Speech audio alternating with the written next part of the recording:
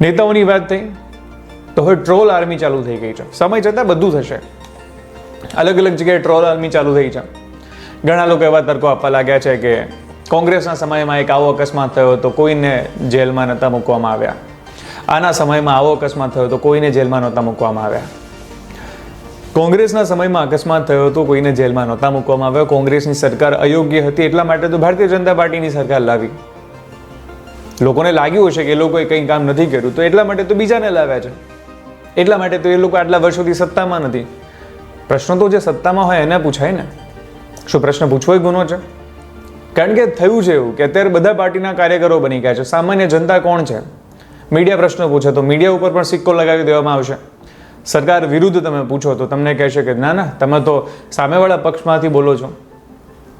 સરકારના સમર્થનમાં કંઈક બોલો તો બીજા લોકો સિક્કો લઈને બેઠા છે એ સિક્કો લગાવી દેશે કે તમે તો ગોદી મીડિયા છો. નિષ્પક્ષતા જેવું કંઈ છે જ નહીં. અને પ્રશ્નો તો પૂછવાના હોય ને. સરકારને તો પ્રશ્નો પૂછવાના હોય. વિપક્ષને પૂછીને શું કરવાનું?